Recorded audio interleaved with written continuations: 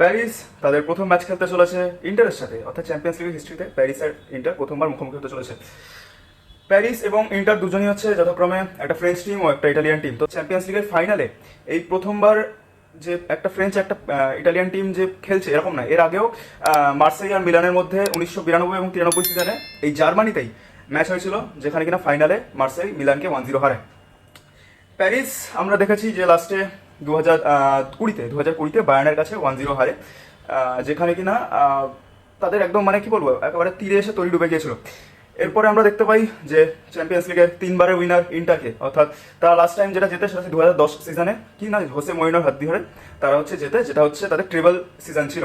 তো তারা হচ্ছে 2023-এ এই রিসেন্টলি তারা ম্যানচেস্টার সিটির কাছে হারে, যেখানে কিনা তাদের কোচ সিমোনে ইনজাগি ছিল। তো ঠিক কিনা? একদম একদম। তো সিমিওনি ইনজাগির আন্ডারে এখন প্যারিস আবার সরি অ্যাকচুয়ালি ইন্টার আবার শুরু করছে তাদের ফাইনাল খেলা। তো এবার ফাইনালে দেখা যাক কি হয় না, কারণ খেলা কিন্তু পরশু দিন অর্থাৎ কালকে রাত্রিবেলা। তো এই খেলার মধ্যে যদি আমরা দেখি তো প্যারিস এর যদি আমরা মেন কথাটা বলি, তো প্যারিস কিন্তু তাদের যে চ্যাম্পিয়ন্স লিগের যে শুরুটা ইনিশিয়ালটা তারা কিন্তু খুব একটা ভালো করতে পারেনি। তারা অ্যাকচুয়ালি কিন্তু আহ, মানে 3টে গ্রুপ গেম কিন্তু জিততে পারে মানে প্রথমে। তো সেই জন্য তাই তারা কিন্তু 15th ফিনিশ করে পুরো লিগ মানে চ্যাম্পিয়ন্স লিগের ইয়েতে লিগ টেবিলে। তো সেখানে কিনা প্যারিসের একটা মানে একটু বেগ পেতে হয়েছিল নকআউটে এরকম জায়গায় আসতে, যেখানে তারা 3টে যে গ্রুপ গেম মানে জেতে আর কি, সেটা ছিল হচ্ছে সালজবার্গ, সিটি এবং স্টাটগার্ডের এগেনস্টে। তো এই 3টে ম্যাচ জেতা ছাড়া কিন্তু আর তেমন কোনো প্যারিসের ভালো কোনো ফলাফল আসেনি গ্রুপ স্টেজের ক্ষেত্রে, গ্রুপ স্টেজের ক্ষেত্রে অবশ্যই। এবং এর সঙ্গে সঙ্গে যদি কন্ট্রাস্টে আমরা ইন্টারের কথা দেখি, ইন্টার কিন্তু যথেষ্টভাবে কনসিস্টেন্ট ছিল পুরো লিগ ফেজ জুড়ে ইউসিএল এ।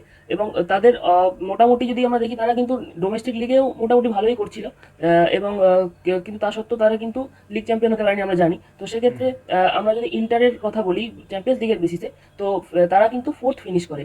আর সেখানে মাত্র একটা ম্যাচ কিন্তু তারা হারে, তাও বায়ার লেভারকুসেনের এগেনস্টে। এবং সেই ম্যাচটাতেও মাত্র 1-0 গোলে হারে, যেটা কিনা ইন্টারের পুরো লিগ স্টেজের ম্যাচের মধ্যে মাত্র একটা গোলই তারা কনসিড করে। এটা হচ্ছে সবচেয়ে বড় অ্যাচিভমেন্ট বলা যেতে পারে মানে ইন্টারের ক্ষেত্রে। এবং ডিফেন্স কিন্তু ইন্টারের আমরা প্রত্যেকবারই দেখেছি যে লো ব্লক খেলে বা হোয়াট এভার লাইক দ্যাট। তো সেই জন্য কিন্তু ইন্টারের একটা ডিফেন্সিভ যে বড় একটা স্টেবিলিটি আছে এবং এক্সপিরিয়েন্স আছে, তো সেটা কিন্তু একেবারেই ফেলে দেওয়ার মতো নয়। তো ইন্টারের কিন্তু অনেকটাই একটা আপার হ্যান্ড আছে ডিফেন্সিভ লাইনের ক্ষেত্রে প্যারিসের এগেনস্টে। তো কি মনে একদম। হয়? তো হ্যাঁ, আমরা তো সেটা অবশ্যই জানি, এবং তার পাশাপাশি আমরা দুটো টিমের যে তারপরে হিস্ট্রি দেখতে যাই, মানে হিস্ট্রি বলতে এই বছরের তাদের ক্যাম্পেন। তো সেখানে আমরা দেখি যে প্যারিস কিন্তু এবছর আমরা অ্যাকচুয়ালি প্রথমবার আমরা যেহেতু এই চ্যাম্পিয়ন্স লিগের নিউ ফরম্যাট দেখি, তো সেখানে কিন্তু যে পিছনের দিকে থাকা টিমগুলো তাদের কিন্তু কোয়ালিফাই করতে হতো নকআউটের জন্য, অর্থাৎ তাদের প্লে অফ খেলতে হতো। তো সেখানে পিএসজির অপোনেন্টে প্লে অফে পড়েছিল কি না তাদের ডোমেস্টিক রাইভাল ব্রেস্ট। তো ব্রেস্টকে তারা 10-0 মেরে টিপে দিয়ে বেরিয়ে যায়। তো তো তো আমরা তার পাশাপাশি দেখি যে লুইস এনরিকে নিজের টিমকে আচ্ছা হ্যাঁ, লুইস এনরিকে পিএসজির যে এত সাকসেসফুল একটা ক্যাম্পেন তার লুইস এনরিকের হাত ধরে হয় এগোয়। তো সেটা কিন্তু আমরা পরবর্তীকালে দেখতে পারি নকআউটে কিন্তু তারা যে 3টে ইংলিশ টিম অর্থাৎ কিনা লিভারপুল, অ্যাস্টন ভিলা এবং তার পাশাপাশি আর্সেনালকে যথাক্রমে উড়িয়ে দেয়, এবং এইভাবে তারা এগিয়ে আজকে মানে ফাইনালে হচ্ছে তারা কি বলবো নিজেদের জায়গা পাকা করে। আর সেখানে আমরা দেখতে পারি যে ইন্টার কিন্তু সেক্ষেত্রে তাদের ফার্স্ট যে ম্যাচ ছিল নকআউটে তাদের কিন্তু কোয়ালিফাই করতে হয়নি, অর্থাৎ তাদের কিন্তু নকআউট ফেজ খেলতে হয়নি, playoff phase I mean. তো সেখানে তারা ফায়ানোটকে খুব ইজিলি উড়িয়ে দেয়। কিন্তু তার পাশাপাশি আমরা কিন্তু দেখতে পাই যে এই এত ভালো ডিফেন্সের কি বলবো যে রেকর্ড রাখা ইন্টারকে কিন্তু বায়ার্নের এগেনস্টে 3 গোল খেতে হয়, অর্থাৎ 4-3-তে তারা কিন্তু কোনো মতে দেওয়ালে পিঠ থেকে ম্যাচ বেরিয়ে যায়। এবং তার পাশাপাশি আমরা একটা অবিস্মরণীয় একটা ঘটনা ঘটে দেখি, সেটা হচ্ছে সেমিফাইনালে যে থ্রিলার যে নেল বাইটিং একটা ম্যাচ 7-6 ম্যাচ, সেখানে কিন্তু বার্সেলোনাকে 7 গোলে আউট পারফর্ম করে, যেখানে কিনা তারা 6টা গোল খায়। তো সেটা কিন্তু আমরা যদি লিগ ফেজে আমরা যদি আপার হ্যান্ডে রাখি, তাহলে কিন্তু এদিকে দেখতে হবে যে তারা কিন্তু 6টা গোলও খেয়েছে, ঠিক কিনা? হুম, একদম তাই। এইখানে একটা বড় বিষয় যে ইন্টারের যে ডিফেন্স নিয়ে আমরা এতক্ষণ ধরে বললাম যে ইন্টার এত ভালো ডিফেন্স, এত ভালো কিন্তু অ্যাকচুয়ালি কিন্তু ফ্লিকের এগেনস্টে কিন্তু ইনজাগিকে কিন্তু হালকা বেগ পেতে হয়েছে, পরিষ্কার কথা। কারণ এখানে 6টা গোল খাওয়া কিন্তু খুব একটা ভালো বিষয় নয়। সেখানে 7টা গোল করেছে, অবভিয়াসলি বার্সেলোনার ডিফেন্সিভ ল্যাপ ছিল হোয়াট এভার। তো সেটা কিন্তু মেন বিষয় নয়, বিষয় হচ্ছে 6টা গোল খাওয়াটা। তো যেটা ইন্টারের ডিফেন্সের এগেনস্টে একটা বড় লেসেন বলা যেতে পারে। তো যাই হোক, এটা থেকে আমরা এগোই। তো এগিয়ে যদি আমরা দেখি তো প্যারিস যদি আমরা একটু হিস্ট্রি হিসাবে দেখি, তো প্যারিস কিন্তু 3rd ফ্রেঞ্চ টিম যে যে কিনা ইউসিএল ফাইনালে মানে পৌঁছায়, তো এটা একটা বড় আর একটা অ্যাচিভমেন্ট বলা যেতে পারে মানে ফ্রেঞ্চ লিগের হিসাবে।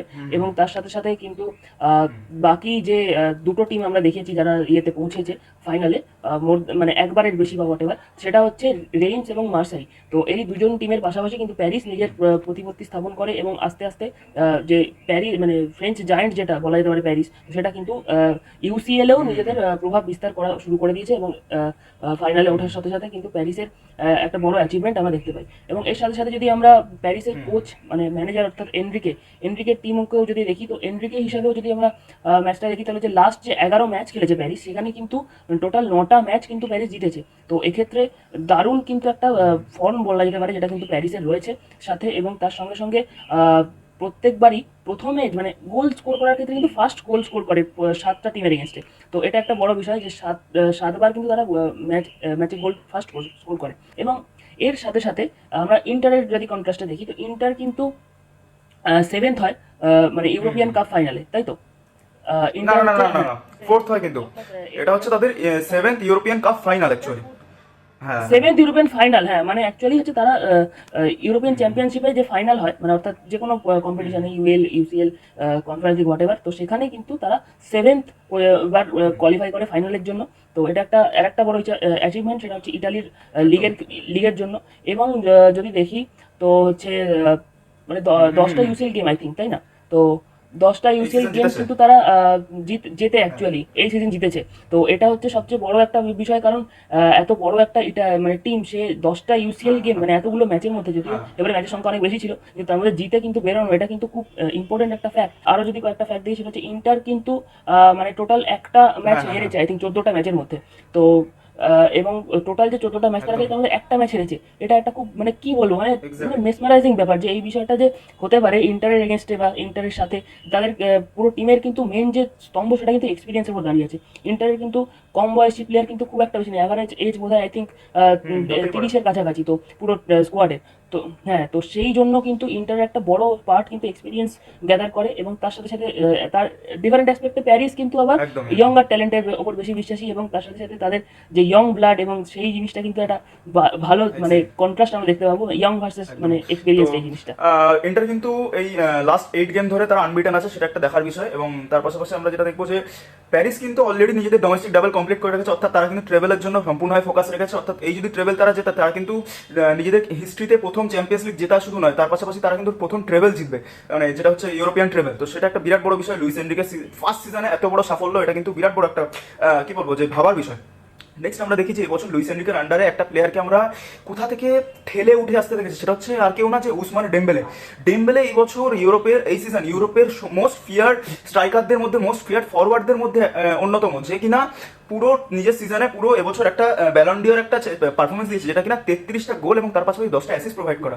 তো সেখানে ডেম্বেলের উপর তো সবার নজর থাকবে। ডেম্বেলে একেবারেই কি বলবো যে ইনজিউরিলেস একটা পারফরমেন্স দিচ্ছে এই সিজন। প্রতি বছর আমরা দেখি সবসময় বার্সেলোনা হয় ইনজিওর হয়, এই ম্যাচ মিস করে, ওই ম্যাচ মিস করে, ইম্পর্টেন্ট ম্যাচে ভুল করে, ওই ইম্পর্টেন্ট ম্যাচ ফুল খেলতে পারে না। এবছর ডেম্বেলে একটা অস্বাভাবিক ভালো পারফরমেন্স দিয়েছে, যার কারণে ডেম্বেলের মতো প্লেয়ারকে আমরা কি বলবো যে লামিন ইয়ামাল রাফিনার পাশাপাশি মানে ব্যালন ড'র জেতার অন্যতম দাবিদার মনে করছি। এবং এদিক থেকে আমরা ইন্টারের দিক থেকে দেখতে গেলে ইন্টার কিন্তু একটা টিম, মানে এদের কিন্তু তেমন মানে সমস্ত পজিশনে কিন্তু নিজেদের প্লেয়াররা নিজেদের ইন্ডিভিজুয়াল যে ভালো পারফরমেন্স সেটার জন্য কিন্তু টিমটা আজকে এখানে পৌঁছেছে। তো সেক্ষেত্রে আমরা যদি ওয়ান অফ দ্য কি প্লেয়ার্সের দিকে তাকাই, তো সেটা কিন্তু দেখতে হবে অবশ্যই আলেজান্দ্রো বাস্তোনি, তাই না? ইয়েস ইয়েস, একদম একদম। একদমই। বাস্তোনিকে নিয়ে কিছু তো বলারই নেই, লেজিট ভাই। মানে কি বলবো, একটা স্তম্ভ মানে ডিফেন্সে। হ্যাঁ। মানে সিরিয়াসলি আমরা যখন Exactly, বার্সেলোনার এগেনস্টেও দেখেছি, ইয়ামাল এর এগেনস্টে কিন্তু পুরোপুরি মার্ক কিন্তু বাস্তোনি মেনলি করছিল। হ্যাঁ। তো বাস্তোনিকে যে লাস্ট ম্যান হিসেবে কাটানো সেটা কিন্তু খুব ডিফিকাল্ট ছিল। একদমই। এবং সেখানে কিন্তু বাস্তোনি মানে দারুণ ভাবে মানে জিনিসগুলো করেছে, যেখানে সবচেয়ে বেশি গোল ওই ম্যাচটাতেই মানে খেয়েছে। ইন্টার বার্সেলোনার এগেনস্টেই সবচেয়ে বেশি গোল কনসিড করেছে। হ্যাঁ, তো বাস্তোনি হচ্ছে মানে পেছনে ক্যাসেল যেটা হচ্ছে গোল, তার টাওয়ার হচ্ছে গিয়ে বাস্তোনি, যেখান থেকে টাওয়ার ভেঙে ফেললে তারপরে আছে ক্যাসেল যে গার্ড, তার মানে কি ইয়ান সোমার, যাকে না বললেই নয়। ইয়ান সোমার না থাকলে এবছর ইন্টার কোথাও মানে এত কম ক্লিন মানে এত বেশি ক্লিন ছিল, এত কম গোল কনসিড, এটা কিন্তু অন্যতম দাবিদার আমরা দেখতে পারি ইয়ান সোমার যে সুপার হিউম্যান পারফরমেন্স। Exactly. ইয়ান সোমার না থাকলে আজকে ইয়ান সোমার ভার্সেস মানে এই যে ম্যাচটা হবে সেটা কিন্তু ইয়ান সোমার ভার্সেস ডোনারুমা কিন্তু একটা মারাত্মক একটা ম্যাচ হবে, ঠিক কিনা? যে মারাত্মক। দু সাইডে দুটো গোলকিপারই যে যেভাবে লিড করেছে টিমকে, যেভাবে এই ক্যাম্পেইনে নিজের টিমকে নিজের কাঁধে চাপিয়ে যে এগিয়ে এনেছে একা দায়িত্বে, সেটা কিন্তু তাদের ক্রেডিটটা কিন্তু দিতেই হবে। তো ইন্টারের দিক থেকে ইন্টারের ডিফেন্ডার এই বাস্তনি আছে এবং তার পাশাপাশি আমরা দেখতে পারবো যে ইয়ান সোমারের পারফরমেন্স, ঠিক কিনা?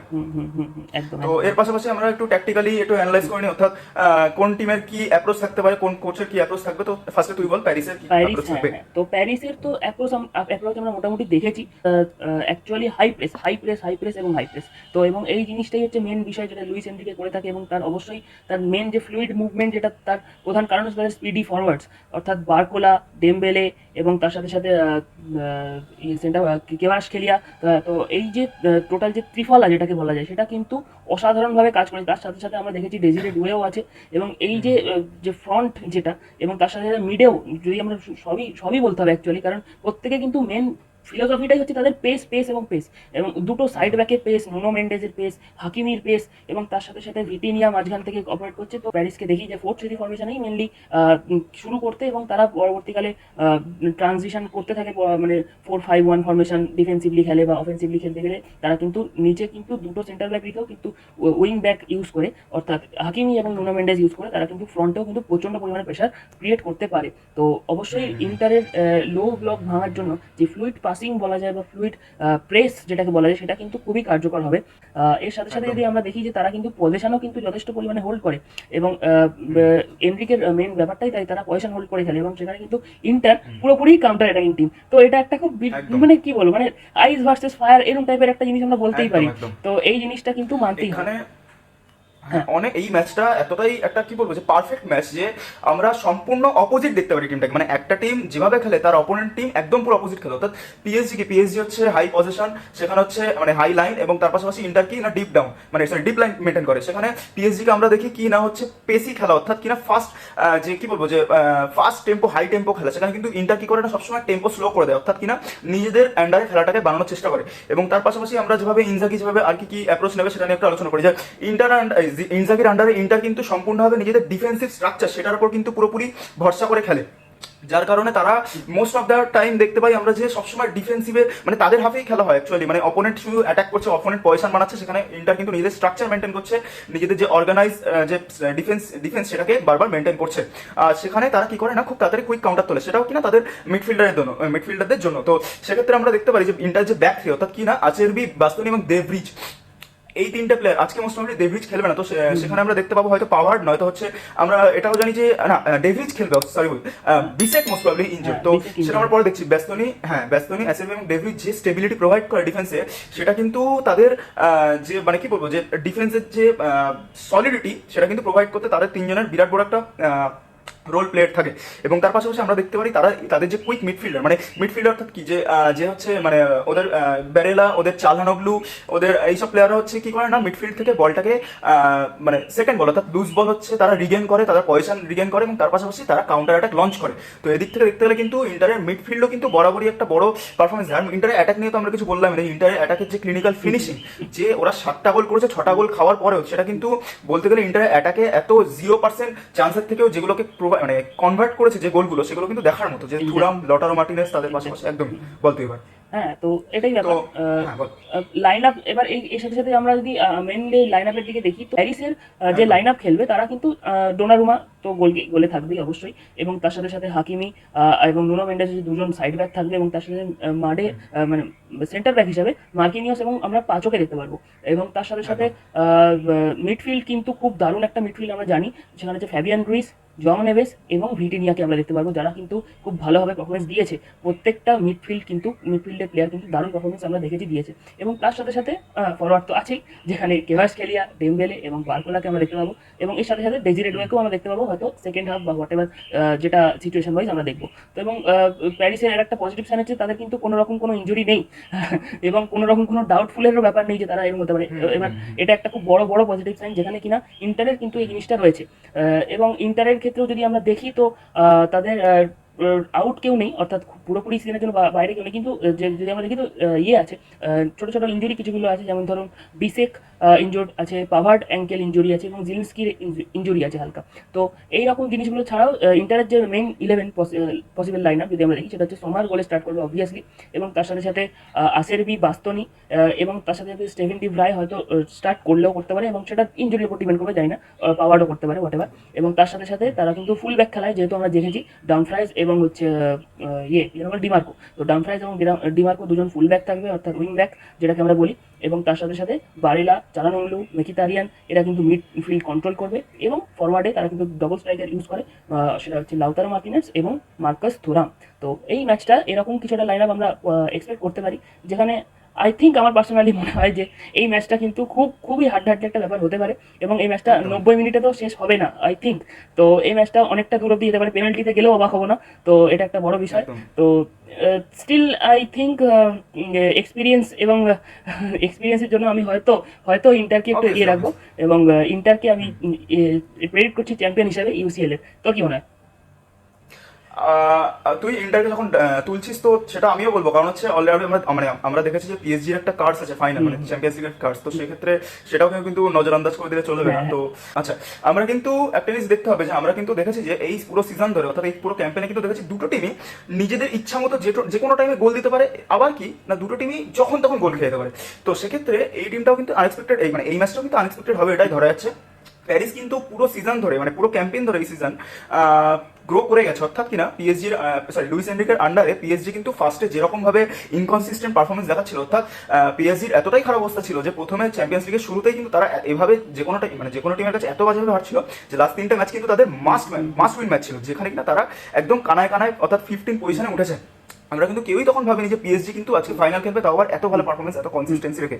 তো যাই হোক, ইউসিএল কিন্তু আমরা দেখেছি 2020 থেকে 2024 অব্দি, অর্থাৎ লাস্ট সিজন অব্দি আমরা কিন্তু দেখেছি যে বরাবরই ইউসিএল একতরফা খেলা বা খুব স্লো গেম এরকম টাইপের, মানে খুব স্লো রেজাল্ট এরকম এসেছে, অর্থাৎ কিনা 2020 থেকে 2023 এই 4 বছর আমরা টানা দেখেছি 1-0 মাত্র, মানে প্রত্যেকটা ম্যাচের ফাইনালে স্কোর লাইন 1-0। তার মধ্যে কিনা সেটা 2020 প্যারিস যেখানে বায়ার্নের কাছে 1-0 হারে, এবং ইন্টার কিন্তু ম্যান সিটির কাছেও 2023 হচ্ছে 1-0 হারে। আমরা লাস্ট সিজনে শুধু দেখি কি বলবো ডটমান্ডের এগেন্স্ট রিয়াল মাদ্রিদ মাত্র 2-0 জেতে, কিন্তু সেটাও কিন্তু আর কি জাস্ট 2-0। তো সেরকম ইন্টারেস্টিং ম্যাচ কখনোই হয়নি এই লাস্ট 5 বছর ধরে। তো কিন্তু ব্যাপারটা হচ্ছে এই সিজন, অর্থাৎ এই বছর গ্র্যান্ড ফিনালে কিন্তু এত ক্লোজ, কিন্তু এরকম মানে যে দুটো টিম খেলছে তারা কিন্তু যে এত কি বলবো যে দুজনেই দাবিদার, এ জিতলেও ফেয়ার ও জিতলেও ফেয়ার, তো এরকম ক্লোজ কিন্তু আজ অব্দি এই 5 বছর ধরে কখনো হয়নি। তো আমরা অবশ্যই একটা গোল গেল, অর্থাৎ কিনা যে গোলের যে মানে কি বলবো যে ভান্ডার, অর্থাৎ এতগুলো গোল, অনেকগুলো গোল আমরা দেখতে পারি, এবং এমনকি যে কি বলবো যে এক্সট্রা টাইমেও যদি ম্যাচ যায় এবং পেনাল্টিতেও যদি ম্যাচ যায়, দুটো গোলকিপারের ইন্ডিভিজুয়াল পারফরমেন্স আমরা কিন্তু অবাক হবো না, ঠিক আছে? Well, that's it for today. Let us know if you liked our video. Please leave a comment down below about what your opinions are. Please like, share and subscribe to Match Points. Thank you for watching.